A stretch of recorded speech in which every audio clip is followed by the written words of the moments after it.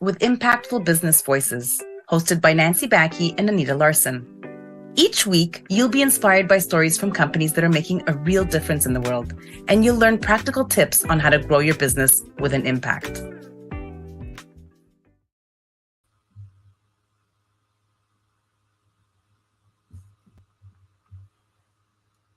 Hi, everyone, and welcome to Impactful Business Voices.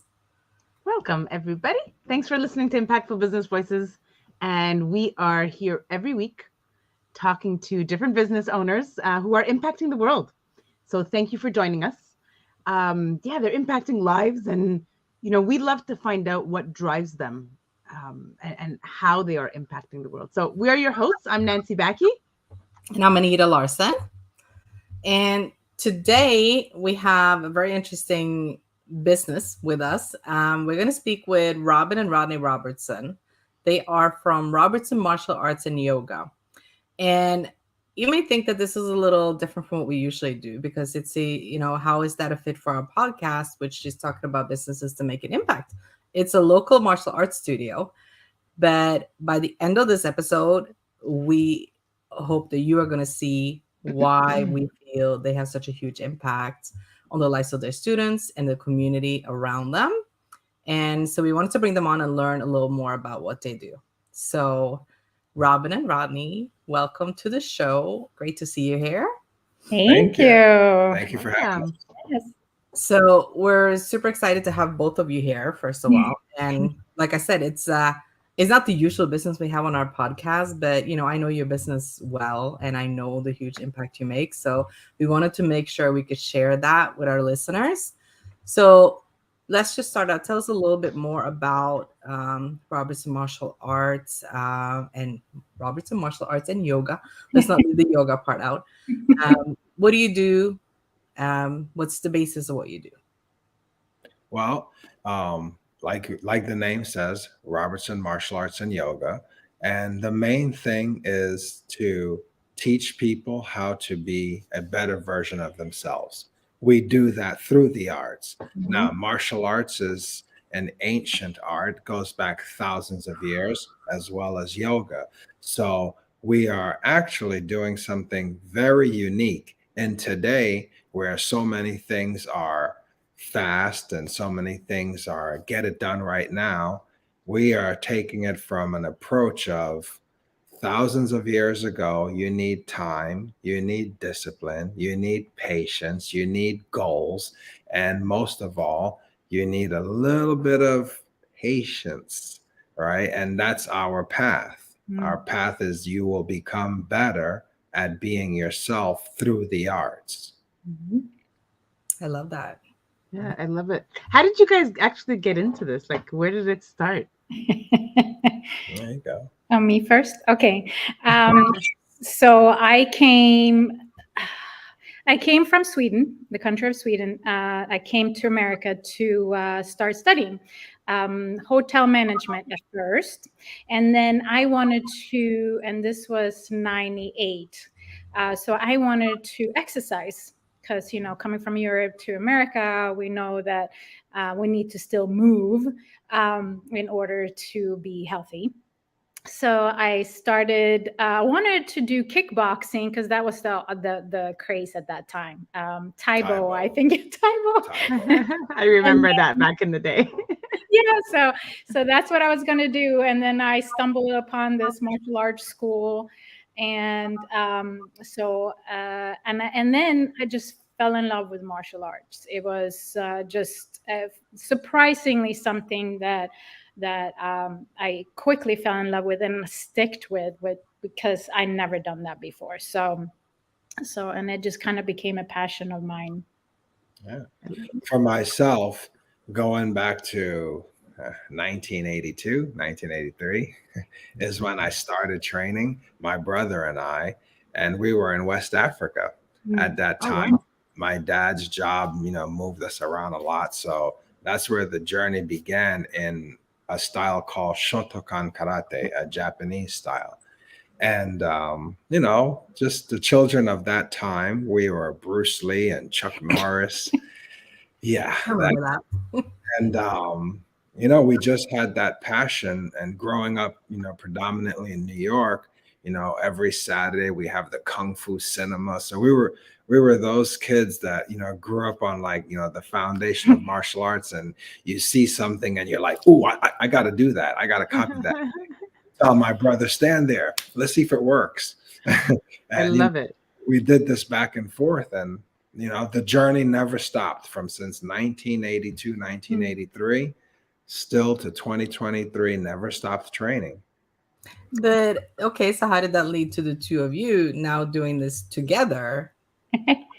Well, when she came from Europe, and She started at your school, Rodney, the same one you were at? Is that? yes, It was the first person I saw when I walked into the school. yeah, Oh. I Oh was wow. a teacher at that point. And this was like a late 90s. Her father wanted her to do some type of martial arts and self-defense, being that she was the only one from the family on this side of the world. That makes sense. When she came into the school, I was, the teacher under a teacher, but I was the one kind of doing the classes more often. And then it just clicked, and then she started helping the school. She actually began to do staff work. Do this, do that, drop this, pick up here. To pay for classes. She Wow. worked her way through, and before you know it, opportunity came. Well, I will add to that, having known you guys for as long as I have. When they first started dating, we were all very skeptical about Rodney because Robin would come home. We were roommates at the time, and she would come home with bruises, with black eyes, and we're like, "What is going on here? We're not trusting this guy." But of course, it was all the Legal martial arts spouse practice. abuse, we call it. Legal spouse abuse. Bruises and stuff. It's reality training. It's like, believe it or not, you do a couple classes, you just block. The next thing you're like, ooh. And we realized after a while how seriously she was taking it and how into the training she got. It was more than just showing up for my martial arts class. It got much more involved in that. So, But I think, I took self-defense. I wish I took it with you guys. I took it here in Montreal, and I came home with pain and bruises. So I know exactly what you guys mean. But for I did learn the hard way that we had to go through that to be able to learn it the right way. Right? It was not like just Right. we really had to touch the real thing. Well, Nothing is more dangerous than a partner who gives you a false sense, because then when the situation's real, you panic. You're like, I can't get out, but I get out when I'm in class. Mm-hmm. Well, I think so. When I got more into yoga, I realized a lot more, because when you're young, you start out, and especially in the society we live right now, it's, everything needs to be fun. Everything needs to be like happy and go lucky all the time. But, life is not that way. So we have to go through a little bit each day in order to be able to overcome the bigger obstacles in life. So that's kind of how I see both martial arts and yoga. It's one of my favorite sayings. There's no success without failure. Yeah, absolutely. Absolutely. Because when you start out in this business too, it's all the time. It's not just like that straight line that you see. It's just like this, right? But it's just a little bit each day. You have to be disciplined enough to be able to handle the hardship and go through the rough times in order to reap the rewards later. And also, because this is impactful business, and sometimes when somebody hears martial arts, it's like, well, how is martial arts impactful business? But business is moving people. So martial arts is moving a person from point A to point B. You start weak, you end up strong. You start shy, you end up, brave. You start with nerves, you end up a little bit more confident. So when you can take a person and move them towards their best self, one person now, it's two people, another time it's a class, another time it's half your community is training. So that is impactful business, because business is people. It's not a building. Yeah. So how does traditional martial arts work in a world that's so fast-paced and modern, and especially with this whole pandemic that passed? How do you guys describe that? Well, I could put it to you this way. I'll answer this one. Yeah, go ahead. I love this topic. I know you're burning for this. The beautiful thing about 2023, Hmm. and some of us we're old enough to see the changes. Our iPhones are updated, our laptops are updated, cars, everything's updated. But there are certain things, no matter the update, we have to keep a tradition on. There's never a time that kindness is outdated. There's never a time that having discipline is outdated. There's never a time that doing your best is outdated. Today, people try to be the first. Everybody wants to be fast, but it may not be your best. And the tradition of martial arts, like I started off in the beginning by saying, it's old ways that we can maybe have upper technology help. So we still need discipline. We still need patience. We still have to set our goals. We still have to be focused, but maybe technology can boost that. But those things must still be at the core. And martial arts is a system. Everybody knows that. At least everybody knows what black belt means. Even when you know nothing of martial arts, when you hear black belts, you're like, ooh, so you know something, right? Mm-hmm. But really what it is a step-by-step process. Black belt is at the end of a line of belts. So martial arts is a journey that says, if you could take this next step every day, every month, every year, for about 3 or 4 years of your life, maybe you can achieve black belt, which by definition is a standard of basics and an improvement of yourself. And I kind of look at it this way. So I know like meditation parts is coming back. A lot of very predominant businessmen do a lot of meditation and nervous system reboots and things like that, go in ice bath and things like that, that do realize there is some tremendous benefit to all these old traditional rituals that they used to do. So when I tell people like, do you meditate? Or when I do teach my yoga classes, like, let's do a meditation session and whatnot. It's not necessarily what people think of, like you sitting there and thinking about nothing. It's just you sitting there and just focus on your breath and that moment. So then you do realize that, because most of the times our mind is like what we have to do, what needs to be done in order to go forward. And most of the time our mind is somewhere else and not in the present moment. And that could be counterintuitive to what you're trying to do, because what you're trying to do is take action now. So if you sit a moment and just slow down and just focus on your breath, even if you just take 3 breaths, most of the time when you do sit back and do your work, you do end up being even more productive. So, for example, one of the things that plagues our society is anxiety. Very much so. Right. People suffer so greatly from anxiety. But let's just think about the definition. The true definition of anxiety is worrying about what we don't know. But we were never, ever supposed to know what we don't know. Right? Today is Tuesday. None of us knows what happens on Wednesday, Thursday, or Friday, other than that's just the name of the day. So tomorrow is a surprise to us all. But so many people are invested in, I have to know what happens 1 week from now. So I can plan it. So I can plan it. And they miss being here now. In the present moment. Right. So the brain speeds up, tension speeds up, headache speeds up, anxiety speeds up, medication speeds up for what we come to understand.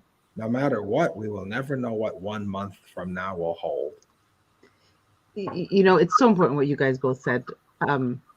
And I do believe in, let me know if you guys agree, but this pandemic in the beginning, we were like, oh my God, okay, we got to work from home. Okay, yay, we don't have to drive anymore to work or whatever people did, and drive in traffic for like 2 hours in the morning and 2 hours at night. I know I'm exaggerating, but for some people it's not. Yeah. Right. And then now they're home, most of the time, okay, they go to work on Fridays. Right. And they created more time, more things to do in that time, and they're busier than they were before. Yeah. That's right. You're right. So how do you bring it with martial arts, with what you did? Because, like, we forget to be in the present moment. Mhm. That's And right. it's not just, martial arts is not just for the regular person that just wants self-defense. I look at it as it's really part of your life. It's learning how to breathe properly. Like you said, Robin, how to, it helps you with everything, even being a parent. Yeah. That's right. Take a breath. Yes. Yeah, we need Yeah. 10 breaths for that one. But I think also, and I'm sorry, Robin, I'll let you answer in a second. I just want to say this too before I forget. I think also, like you mentioned, the world today, there's so much anxiety, and I think it's everything is so fast paced because of all our technology, because of the smartphones and social media, and people expect things to happen instantly. Things can Mhm. happen right away. They don't have to wait for anything, and it adds just a whole new level of stress to everybody. And I think that's what the balance come in. So the balance of the the world we're living in at this moment, because we can't just like I hate to say when people say like, oh, these kids nowadays don't understand, even though I hear myself say that a lot too. But I think we have to balance. Like the world we're living in is not going to go away. This is where we're going. So we have to learn how to navigate through that. Um, but if we balance the new technology with what we do have in like in that traditional lifestyle of understanding that hard work, we don't necessarily just work and not understanding how to also enjoy and reap the benefit of what we're doing, because what is the joy and what is the purpose of just digging into just making the next dollar? It's like it keeps going, you don't, and you miss like probably 3/4 of your life just trying to get to where are you trying to get? Yeah. So in that sense of balancing, and that brings you joy in what you actually doing every day in actually in your business.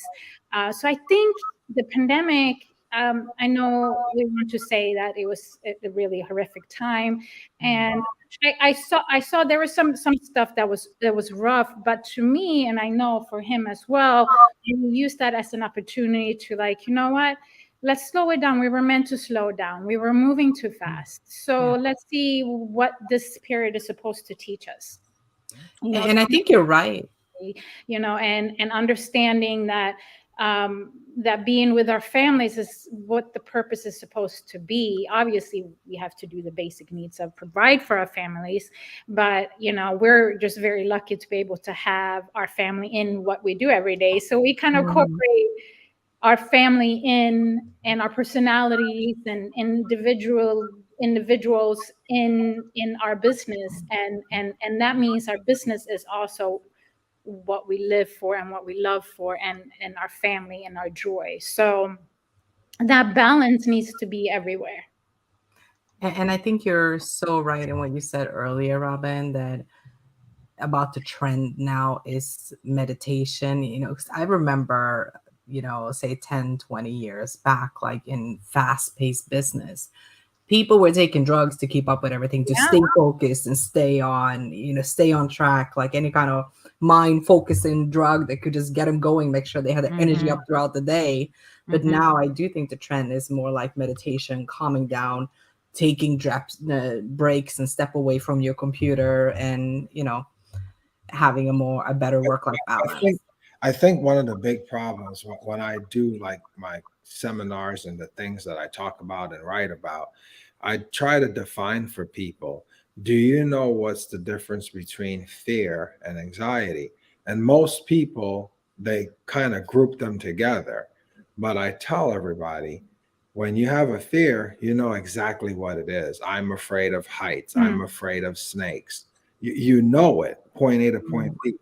Anxiety is your mind playing with it. So I'm going to go on a plane to New York.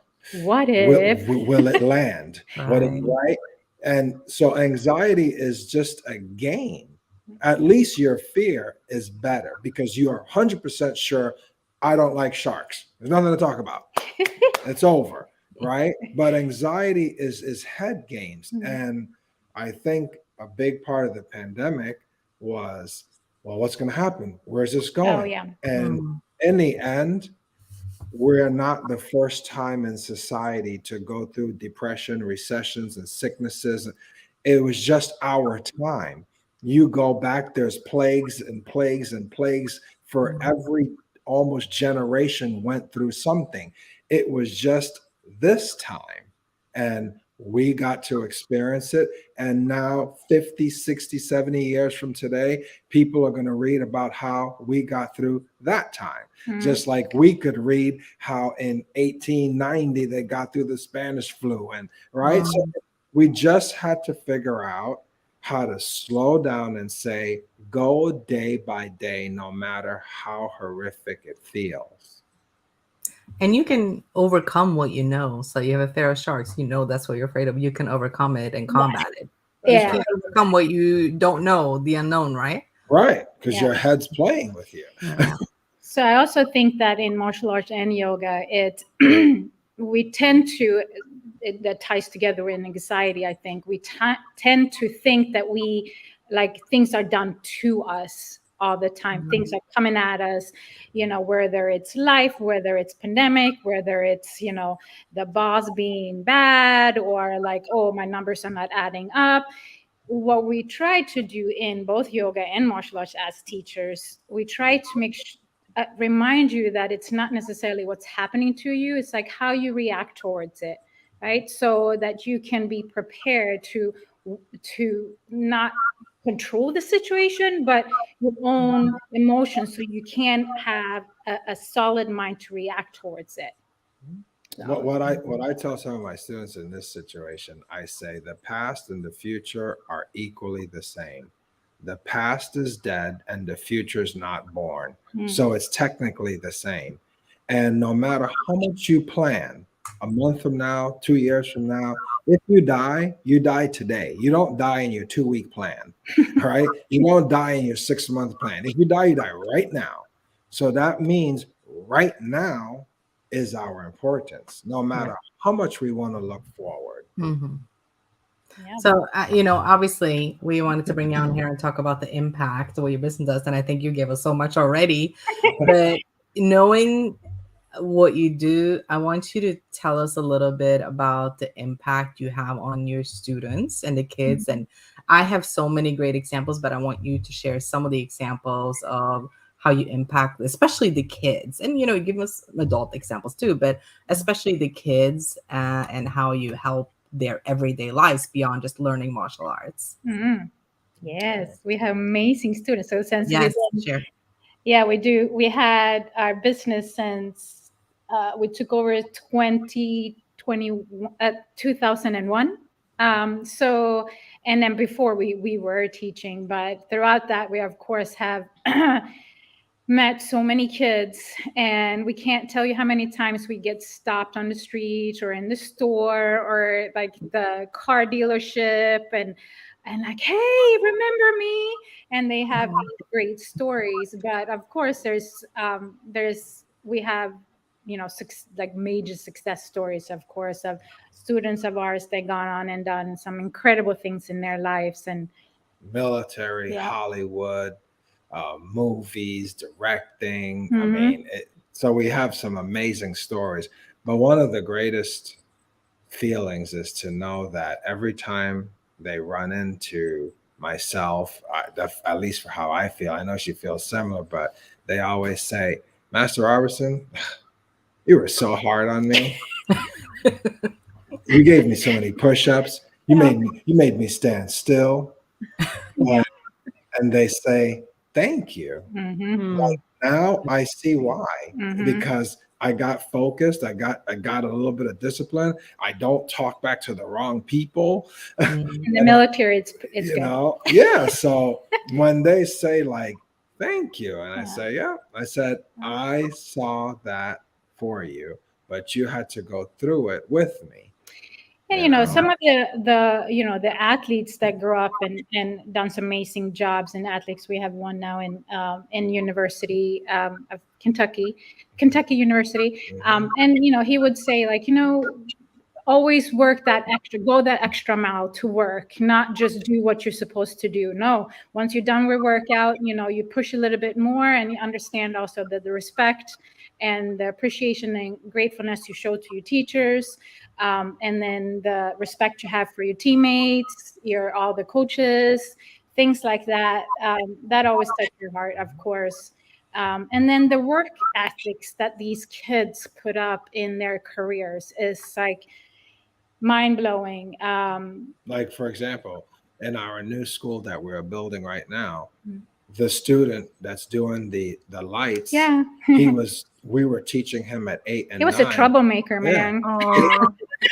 He was 8, 9, 10 years old, but today he's 20 something years old. He's the electrician. He's the That's a electrician. blessing.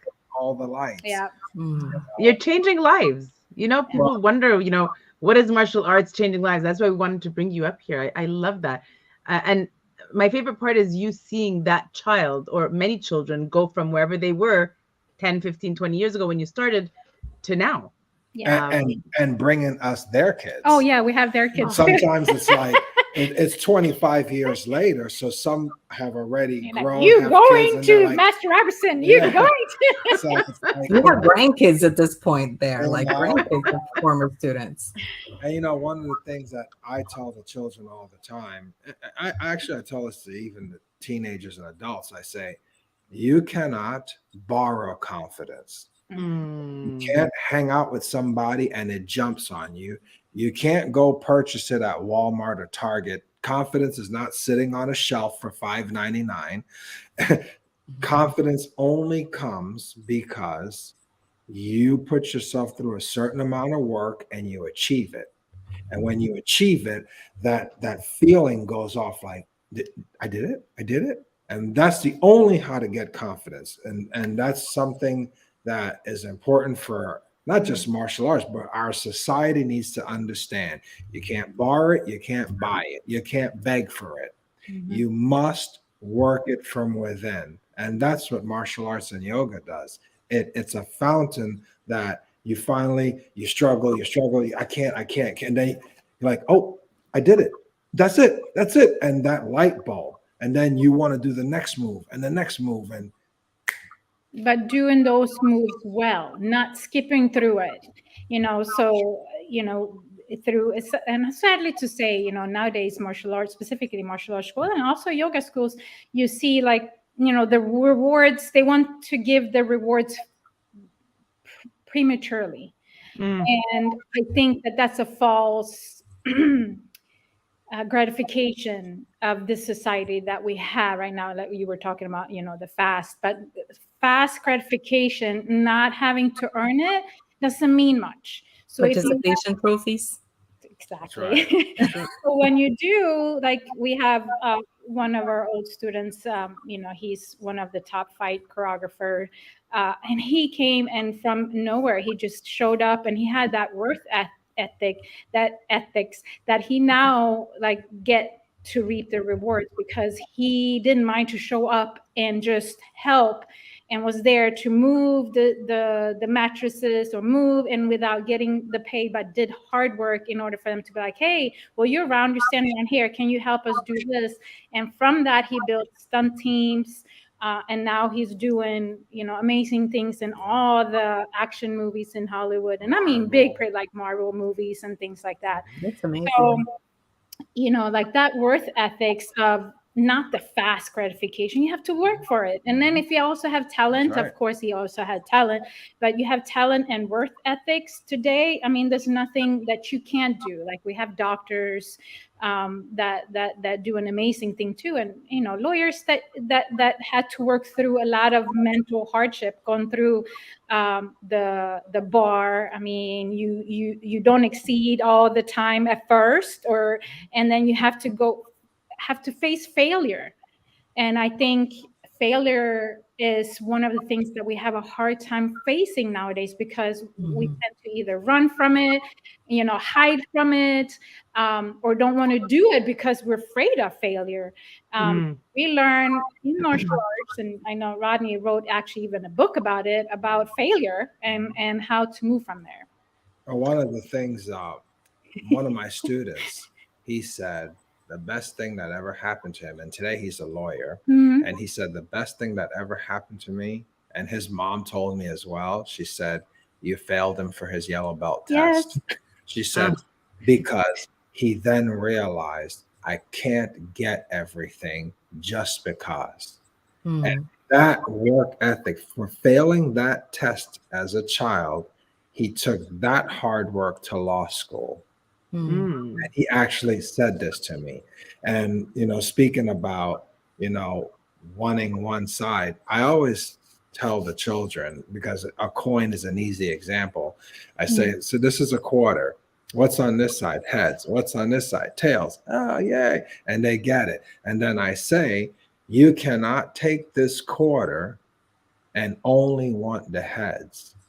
If you take the quarter, you take heads and tails. So what we have to understand is you want to be good, you have to take good days and bad days. When you look at a day has morning and night to be considered one day. When you want to become great at something, you got to understand you're going to have the ups and the downs, but you cannot only, I just want the up. I don't want the down. No, when you take that quarter, you take both sides, and the discipline is how you control it. Rodney, are you a speaker? Yes. Yes. Okay. Because I'm like, you need. We got it from now. Oh my goodness, you're wonderful. And I even hear you, like, even to help the bullying, the racial, like, there's so much. Oh my goodness. I'm just like, one day when you decide to come online and give courses online, I think it would be wonderful because I feel the passion through my computer. I really do Into feel the it. choir, Nancy. When you help me, I'll go with you on that journey. So. Oh my goodness, that's awesome. So Rodney, I know Robin was mentioning that you wrote a book. I know you wrote many books. Mhm. Can you share a little bit about your writing? You know, what books you have out? Where does that passion of your writing comes from, which I kind of feel already? Yes. And Yeah. how can somebody really get a copy of your book if they want to learn a little bit more? Okay, thank you. Well, the first thing is when I write anything, I ask myself two things. One, can I simplify the message? If I don't simplify the message, I don't put it out. Two, can somebody from this, probably the grade of 7th or 8th grade, can they read it by themselves all the way to somebody that's 30, 40 years old? So I try to stay in a language that when you finish with it, you say, oh, I got it. I don't need my mom or my dad or somebody smarter than me to go, did you get that? So those are the two contents that I write between. The next thing, I want to say that I love to talk about the things that I feel make a person have a value. So one of my books is called Fall Down, Fail Forward. And my point in that book is everybody will fall no matter who you are, what you look like, where you come from, how rich you are. Everybody will fall. But I took a concept from my athletic days of playing sports, particularly football. It's okay to fall because everybody will, but fall forward.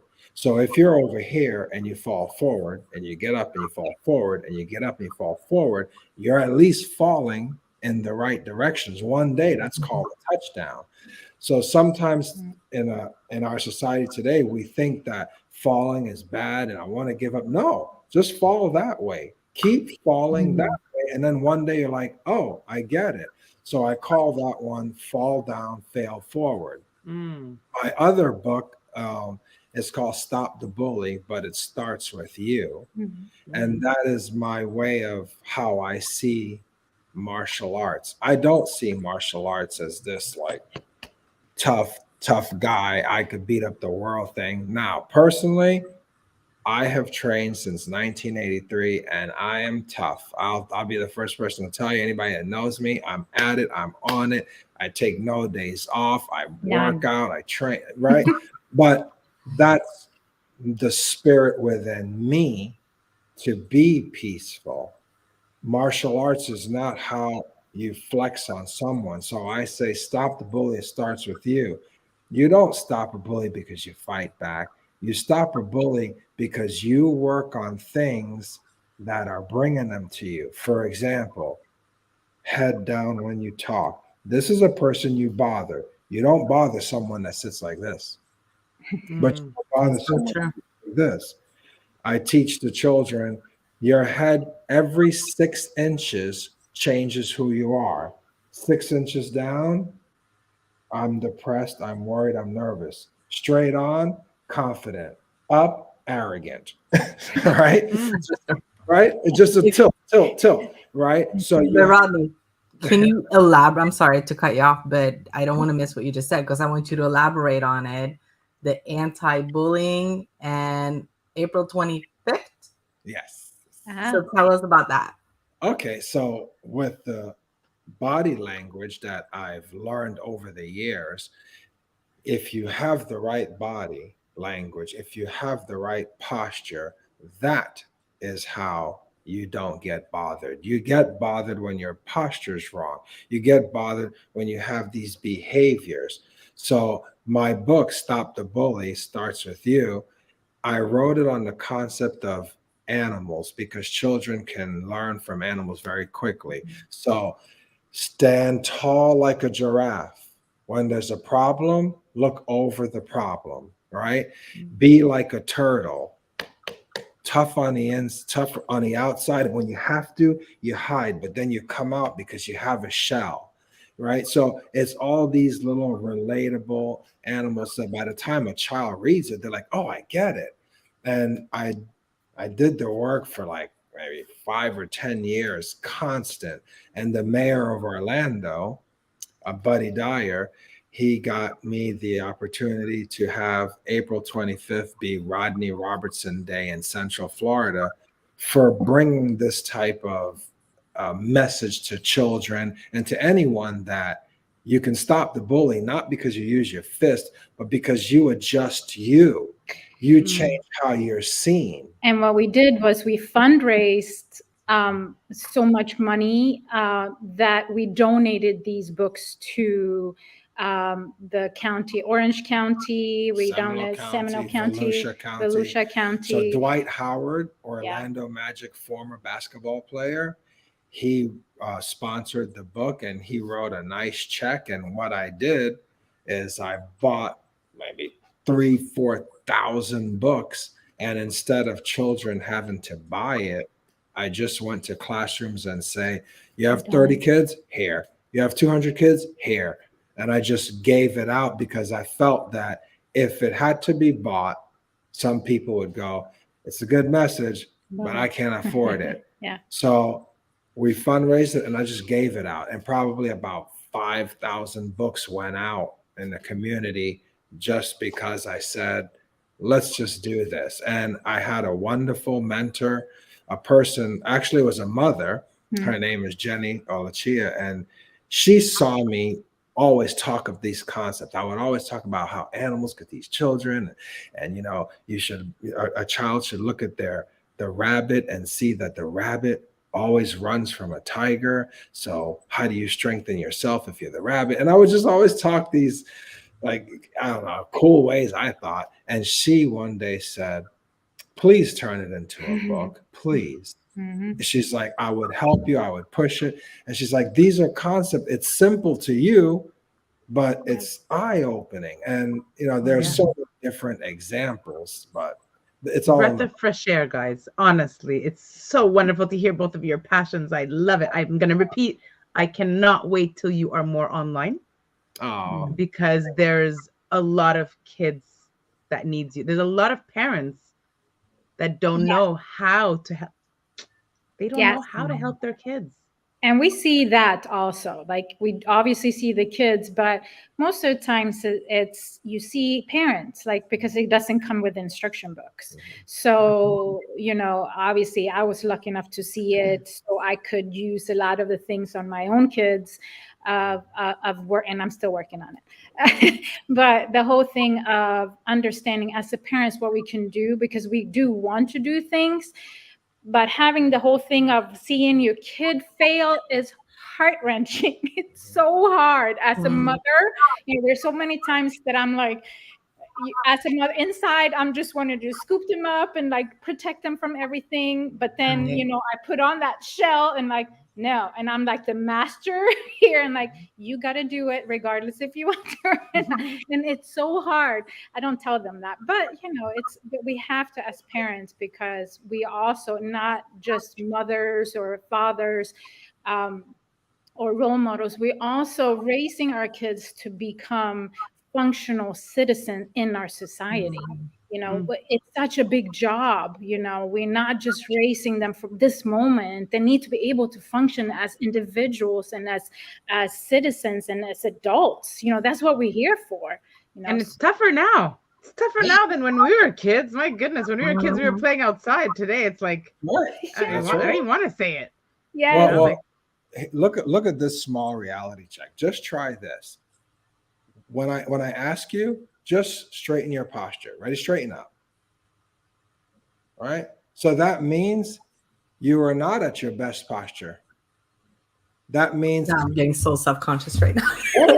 no, but it's good. It's great. It's how Absolutely. to do this. Now, in our home, what's the big deal? Now take this posture and go in the parking lot and have somebody deciding who to bother.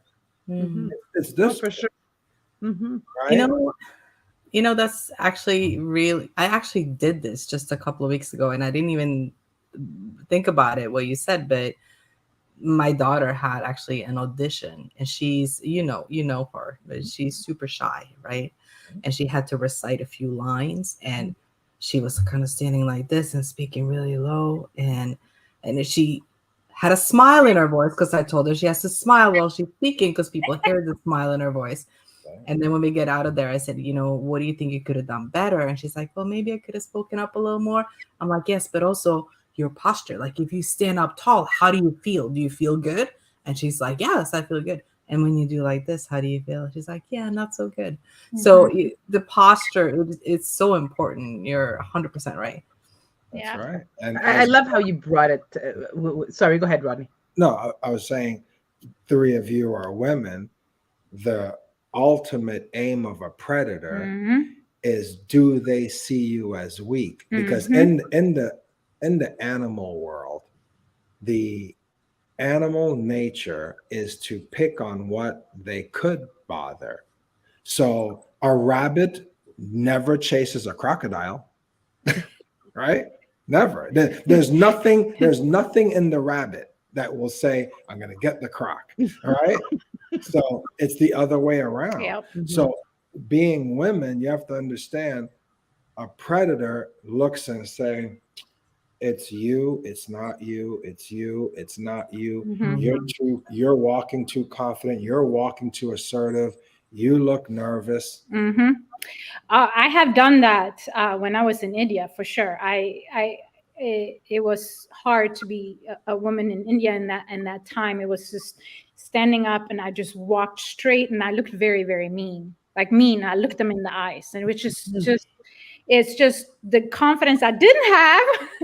I was very nervous, but I just like, that's what you nobody's gonna mess with me, if I do it this way. And then of course, get out of there as soon as possible. But you if you find yourself in that situation, you just have to fake it. But it's true. So it's a very strong message that you bring. Sorry, Anita, it's very, very strong, especially for the women. Yeah. Yep. Segue to India, Robin. Yeah. Do you want to talk about what you do on the yoga front? Oh, so I think once I started doing some yoga myself, I was trying to heal from an injury I had. I got deeper and deeper into it, and I was at that time was looking for something deeper into where we were at that moment with martial arts. I wanted to definitely connect to the source, so to speak.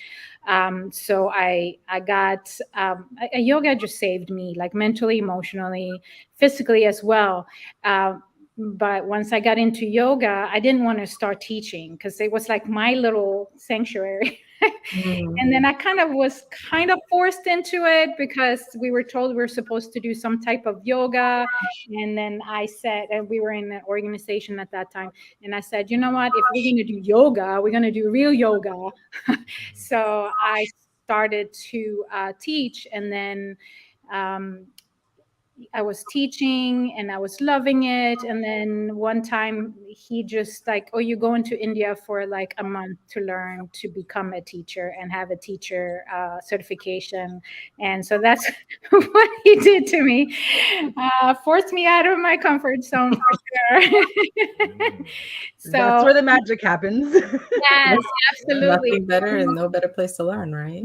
Absolutely. So I was so blessed in that sense. And then I didn't think it was going to be something I was going to continue with, but it just kind of became me, just the way martial arts did. So martial arts and yoga, I see them very similar but very different.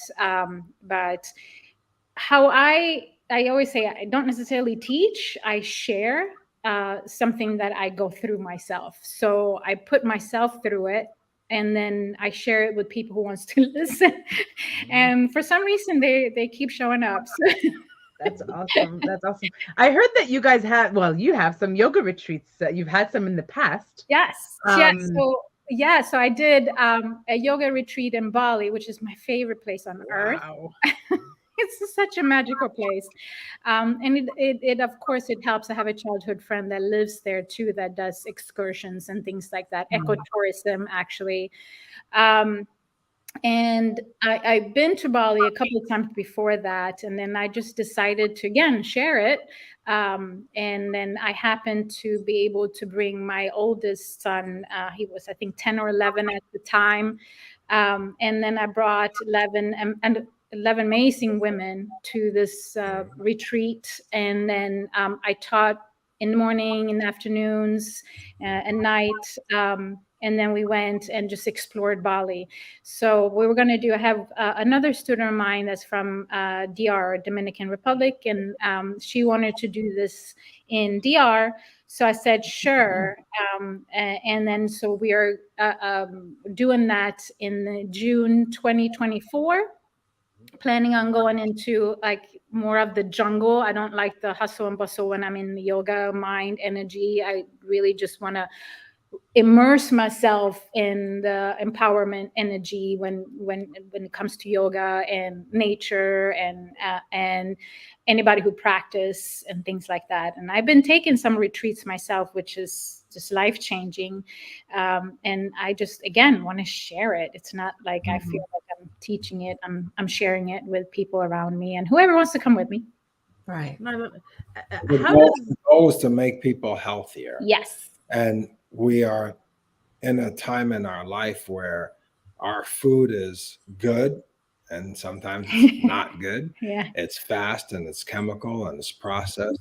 Yeah. But people often make being healthy hard. And this is some of the things that I teach. It's always in the word. If you are healthy, then the first part will always happen for you. And in the word healthy is heal.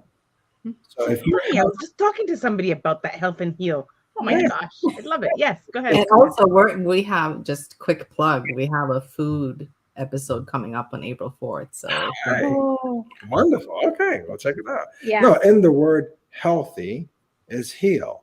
And just like we talked about the comfort zone, in the word comfort, the end of it is fort. You got to get out your fort.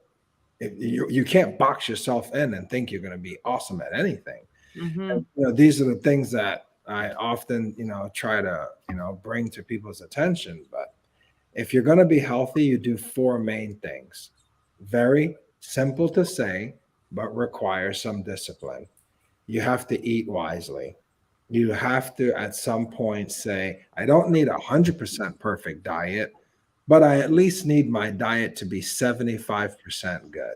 No one is going to be unhealthy if 75% of the time they eat right. Number two, you have to rest. This is where it's hard because our technology and our life, it's so moving all the time. But what I tell people in my little circle, We turn off our phones, we turn off our TVs, we turn off our laptops, we turn off our cars. Everything turns off. So you can't think, you can't turn off your head. You have to come to some rest, or it'll burn out. Is the reason we shut things off is to avoid it from burning out. So the body needs rest. That's number two. Number three, easily forgotten because it's hard. You have to exercise. You have to get out and say, in 168 hours in a week, 168 hours in a week, if I can't find 2 hours, that means work out on a Tuesday and a Thursday, or a Monday and a Wednesday, or a Friday and a Sunday. 168 hours in a week. If you don't find 2 hours, you're just not caring enough. No excuses, no nonsense coming out. You're just not caring enough. And last, Can we call it that there's another problem? Yeah. yes. We say the same thing in business, so I just love I love how you said that. Yeah, go ahead. Fourth one, I'm so excited to hear. Number four is, it doesn't look related to health until it's your problem, but it's the lack of thinking positive. Now, it's like, well, how is not thinking positive health? Well, 19.5 million people a year are on depression medicine. What's depression? I can't think of happy things. I cannot find the light bulb in myself. That's all depression really is. You're dark, right? But when you're positive, when you could say, yeah, this is going like this, but I still have this, so And most of the times they're attitude. all kind of related. So if you start working out, you start maybe getting to believe that you're a little bit more active. Endorphins. Exactly. And if you eat right, you have the energy to start, actually real energy, to be able to start working out. So it's like they're all kind of codependent on each other. So I love it. yeah. And So it's very mathematical. For example, if we've all been to a vending machine before, and if a vending machine says, give me $1 and I will give you this bag of chips, we can't give the vending machine 99 cents. You have to put the whole dollar You have in. to put the dollar in to get the chips. So we have to understand, we have to go all the way for this result to come back. You can't be like, well, I did like 80. No, the vending machine wants $1 to give you the thing. Same thing about health. Give it your all, and then your health gives back to you. So time. I think, we could talk about this all day, and we're kind of running out of time, unfortunately. Yeah, I just looked at the time. Oh my goodness. And I was going to ask you, what are some takeaways? You just gave us our takeaways. Like, what are the things that people could do? But the thing is, you're local here in Orlando, where I am. So if somebody wanted to engage with you, how can they engage with you if they're not in Orlando? Yeah, so for now, we are thinking of doing a little bit more online things, but again, we're a little bit traditional, so we're late on the train. But we do have a website, we do have social media, we have Facebook and Instagram. And so we're waiting for our oldest one to be able to be old enough to carry all the other social media for us. So we're thinking about maybe doing some classes. But for now, you can reach us through our website, through our also email. And I do believe everything is going scrolling through, so you can just contact us there if you want to hear anything more, or if we can do something specifically, help out and reach out to us. We love to help. So stay tuned for virtuals. A phone call. So you are welcome to call the martial arts school, because I love the conversation. I love it. And, are you guys definitely looking forward, in the future, possibly having classes online? That would be the goal. Right. Yes. So until then, because I know I could feel you guys as both your energy. Like I would love that. But until then, for people that are looking for a martial arts studio, what are your top 2 or 3 points that you'd say, this is what you need when you're looking for one? And and I'm really looking at it towards because of this, again, I'm coming back to this pandemic because it kind of screwed a lot of the kids with the mental health and the depression and this, that, and that. And I'm against pills and depression pills and all that. Like, Right. I'm like, you got to fix it. What are the top 2-3 things that you would suggest somebody when they're looking for it? Because there's so many around. Yeah. But Oh yes, so I'm very passionate about this one. So I would say you have to go in and meet it. Like, a website can look really good, but you have to go in and actually feel that meet the instructor who's going to teach your child or teach you. That's the number one thing. You have to have a relationship with your teacher, who'll be able to not tell you what to do, but to lift you up, and kind of what he did to me all the time is just kind of push you out of that comfort zone.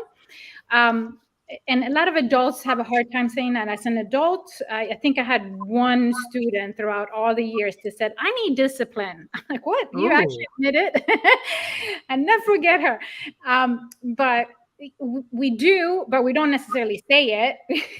But we do need somebody to be able to push you to out of that comfort zone. So you need to meet with the instructor or take a class, to whoever's teaching the class.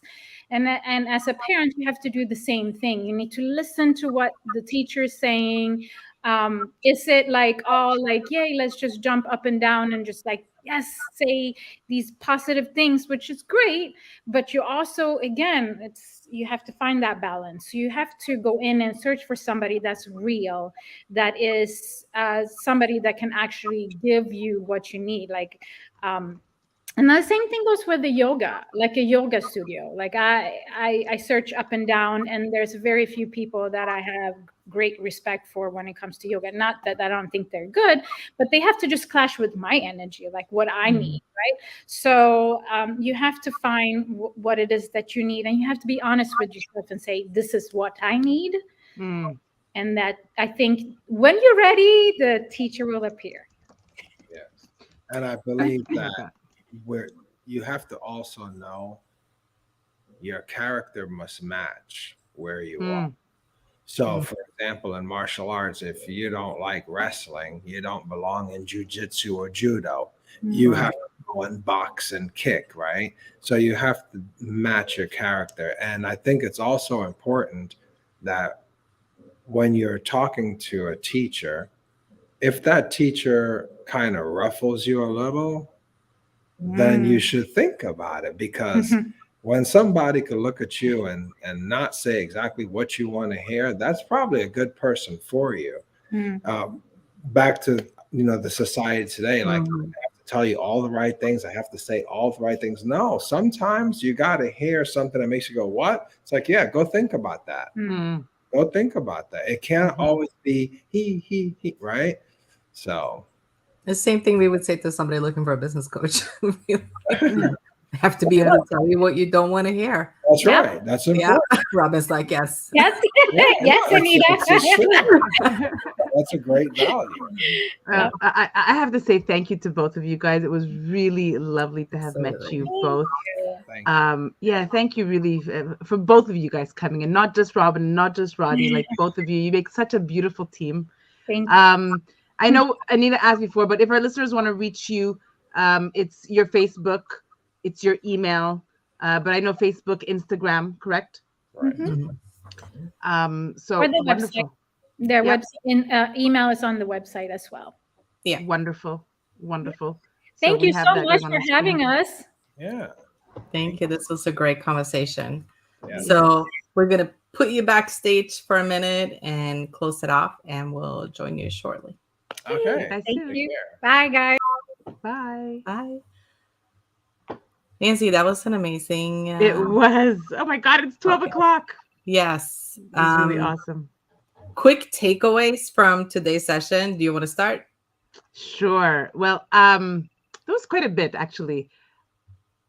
Learning to have patience is the one thing that we forgot during the pandemic. So, the way that you believe, the way that you eat, they're all codependent on each other. So that's one of my biggest one.